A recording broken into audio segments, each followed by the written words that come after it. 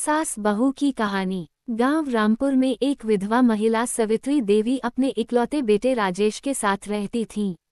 सवित्री देवी ने अकेले ही अपने बेटे को पाल पोसकर बड़ा किया था। उन्होंने खेतों में मजदूरी की, लोगों के घर काम किया, लेकिन कभी बेटे की पढ़ाई में कमी नहीं आने दी।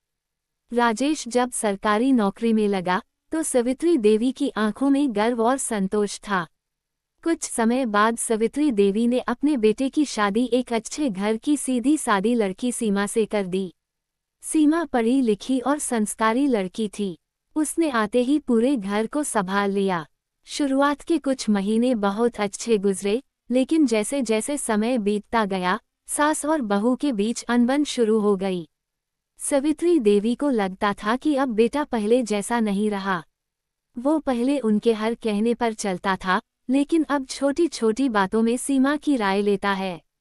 वहीं सीमा को लगता था कि सास को उसकी कोई भी बात पसंद नहीं आती। चाहे वो कितना भी अच्छा काम करे, सास को शिकायत ही मिलती थी। रोजमर्रा के तानों और चुप्पी के बीच एक दीवार खड़ी हो गई थी, जिसे कोई गिराना नहीं चाहता था। एक दिन राजेश बहुत उदास होकर घर आया। उसने माँ और पत्नी को सामने बैठाया और कहा, माँ, सीमा, आप दोनों मेरी दुनिया हैं, लेकिन जब आप दोनों ही एक दूसरे से दूर हो जाएं, तो मैं कहाँ जाऊं? माँ, आपने मुझे अकेले पाला है, मुझे अच्छे बुरे की पहचान सिखाई। और सीमा, तुमने मेरे घर को एक नए रंग से सजाया है। अगर आप दोनों एक दूसरे को थोड़ा समझो, थोड़ा अपनाओ, तो ये घर फिर से मंदिर बन सकता है। राजेश की आंखों में आंसू थे। उसकी ये हालत देखकर सीमा और सवित्री देवी दोनों का दिल पसीज गया। उस रात सवित्री देवी ने पहली बार सीमा के कमरे में जाकर कहा, बहू, मैंने कभी बेटी नहीं पाई, शायद तुम्हें समझने में देर कर दी। क्या तुम मुझे एक बार फिर माँ मान सकती हो? सीमा की आंखें भी भर आईं।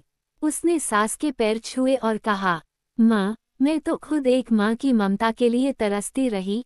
अगर आप मुझे अपनी बेटी माने, तो मेरा जीवन सफल हो जाएगा। उस दिन से सब कुछ बदल गया।